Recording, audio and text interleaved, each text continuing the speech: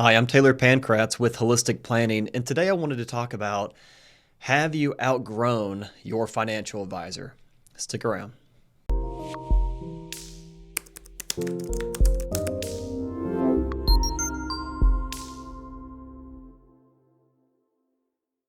So the question of have I outgrown my financial advisor is one that I think everybody should ask themselves, not every day, but as life evolves and as your complexities change. Let's say you had an inheritance or you started a business or you're nearing retirement. As your life gets more complex or as you get older or as your nest egg grows, it becomes appropriate to ask yourself this question. And the answer might be yes, or it might be I need to go and reevaluate what's important to me and what I'm getting in this relationship with my financial advisor to make sure that it's still what's best for me. And so, the few things that you should be looking for to answer this question, this is my opinion, but I think it comes down to three things. And those three things are: the first thing, is my financial advisor a fiduciary?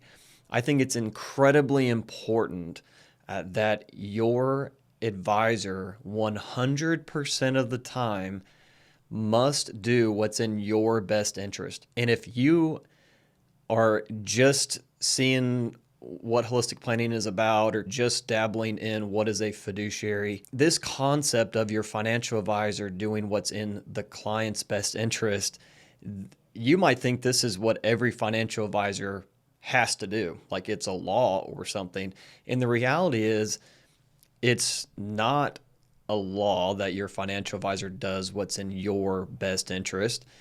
And what's concerning is that a lot of times the financial advisor has a significant conflict of interest. And to be clear, there's no way to remove a 100% conflict of interest, but a lot of times your financial advisor will have a pretty large conflict of interest between the firm that they work at. Let's say it's a big box broker dealer firm, the firm that they work at, and the client or you.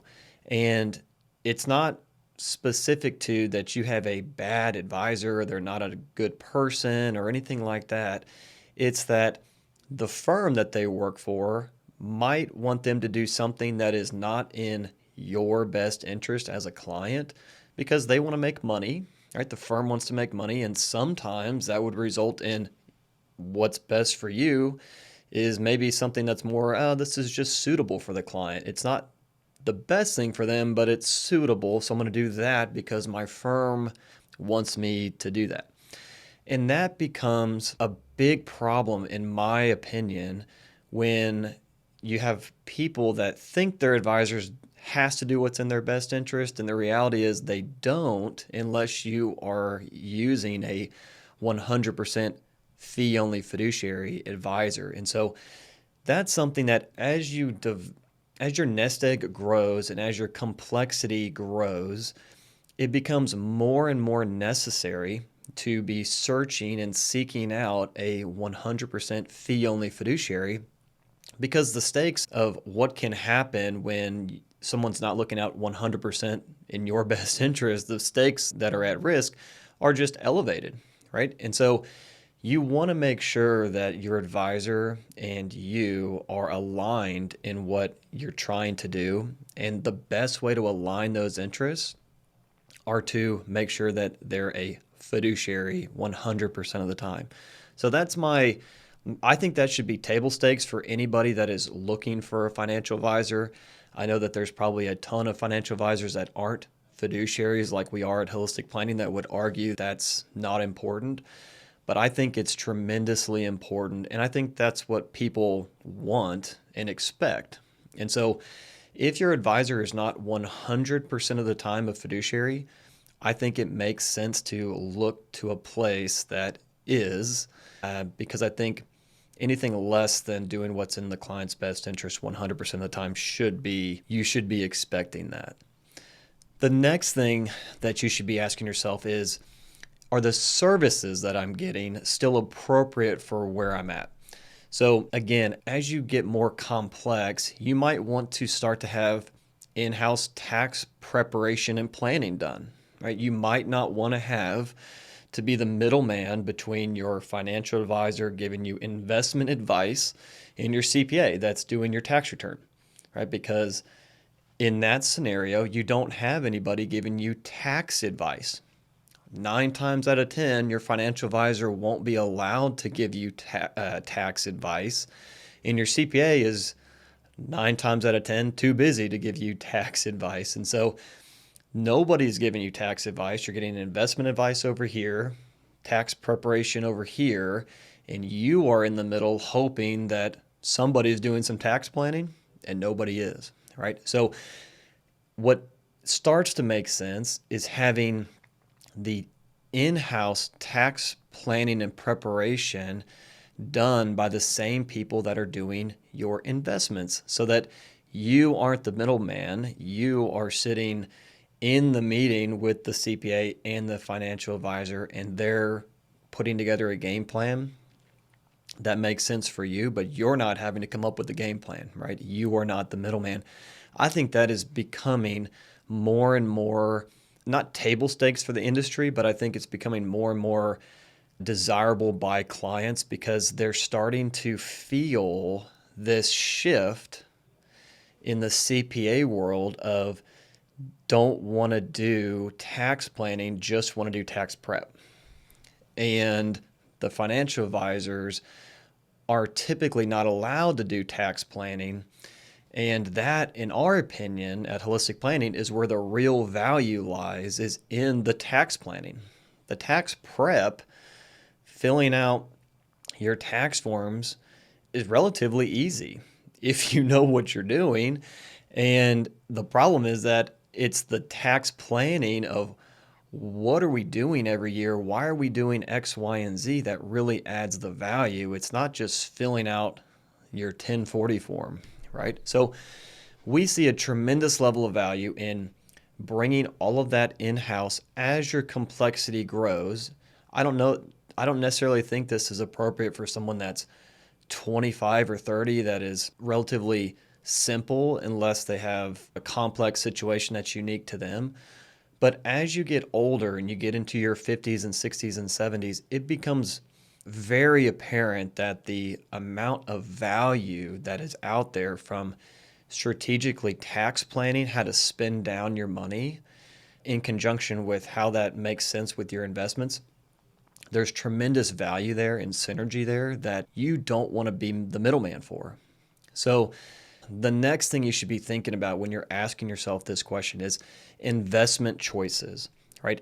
Am I getting cookie cutter advice, cookie cutter investments, vanilla investments, or am I getting something that's personalized and specific to me and my risk tolerance? Because 9 times out of 10, you talk to a financial advisor and they're going to be like, oh, this is personal portfolio for you, right? I built this specifically for you. And that might be the case, except if they're using just two ingredients, stocks and bonds, how much different can they make it, right? If you're cooking and you've only got two ingredients and I say this is specific to you, it might be, but it's not going to look much different or taste much different than it does for the other 100 or 500 or 1,000 people that I'm cooking for with two ingredients.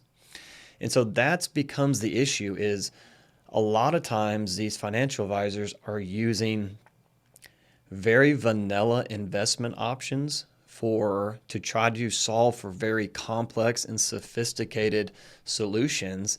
And it just isn't, in my opinion, going to get you where you want to go. So in the RIA world, you don't have this cookie cutter investment advice because you have more investments to choose from. You don't have a curated menu of choices that the advisor has to pull off the shelf. It really becomes a conversation of what makes the most sense for the client. What's the best investment that's trying to accomplish the goal that the client has for this money, and then putting that to work. And so it's a different way to look at what to put in the client's account. A lot of times when you have a curated menu of investment choices, I need to shoehorn and make sure that I need to make this fit because I don't have a lot of options. And in the RA world, it's a little bit different where you go, what am I trying to solve for? And then nine odds are there's going to be an investment out there that makes perfect sense for what you're trying to accomplish. And so it's a different way to solve the problem. One is hoping that it fits, and the other one is what's going to fit because it's custom built for you. And so we think there's tremendous value in that aspect of getting away from the cookie cutter investment solution, if you will, and going more towards a truly personalized solution because you're not picking from this curated menu and you have more to offer than just your stocks and bonds. And so you know that you can most likely find something out there that makes sense for that client's risk tolerance. And so when you put all those together, if you say, look, have I outgrown my financial advisor? You should be thinking, in my opinion, about these three things. Are they a fiduciary? What are the services that they're offering? And am I getting truly personalized investment solutions or advice, or am I getting cookie cutter vanilla investments? So think about those things. And if you're satisfied where you're at, then great. We have no this isn't a condemnation on the financial advisor world. This is just questions you should ask yourself when evaluating, am I still where I need to be? And if the answer is, hey, I like some of the things you said, I'm interested in hearing more about fiduciary advice or better investments or in-house tax prep and planning, then reach out to us on our website, holisticplanning.com. You can schedule a time to chat with us. We'd be more than happy to share anything that you want to talk about or share how we add value to clients. We'd love to chat with you. So reach out to us there and we'll talk soon.